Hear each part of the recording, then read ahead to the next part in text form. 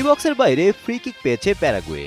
আক্রমণ ভাগ কিংবা মিডফিল্ডের কোনো খেলোয়াড় ফ্রি কিক নিতে এগিয়ে আসছে না, উল্টো গোলকিপার ধীরে ধীরে আগাচ্ছে। সুঠামো দেহ ও টাক মাথা দেখে হয়তো ভাড়াটে খুনি মনে হতে পারে, কিন্তু না, প্যারাগুয়ের গোলকিপার চিলাভার্টি নিতে আসছেন ফ্রি কিক।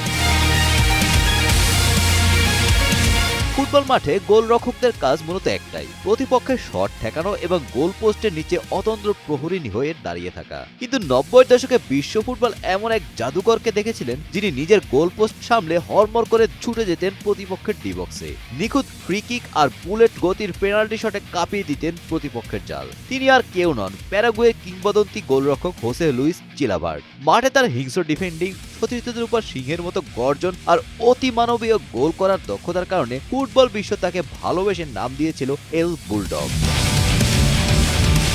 ক্যারিয়ার সবচেয়ে রোমাঞ্চকর ও অবিশ্বাস্য অধ্যায়টি রচিত হয়েছিল 1999 সালে 28 নভেম্বর।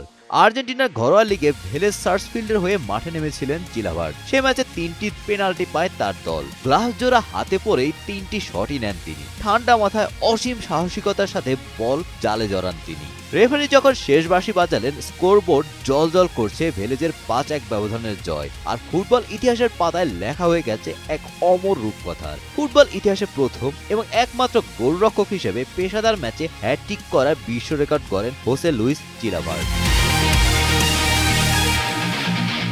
পুরো ক্যারিয়ারে ক্লাব ও জাতীয় দলের হয়ে মোট 67টি গোল করেন এই বুলডগ। ফ্রি কিক থেকে গোল করাকে তিনি বানিয়ে ফেলেছেন এক প্রকার আর্ট। 1998 বিশ্বকাপে প্রথম গোলকিপার হিসেবে সরাসরি ফ্রি কিক নেওয়ার ইতিহাসও তার। চিলাভার্ট প্রমাণ করেছিলেন গোলপোস্টের নিচে দাঁড়িয়েও ম্যাচের ভাগ্য একাই বদলে দেওয়া যায়। 25 বছর পেরিয়ে গেলেও সবুজ গালিচায় গ্লাভস পরা এই স্ট্রাইকারের হ্যাটট্রিকের গল্প আজও ফুটবল প্রেমীদের সমানভাবে রোমাঞ্চিত করে।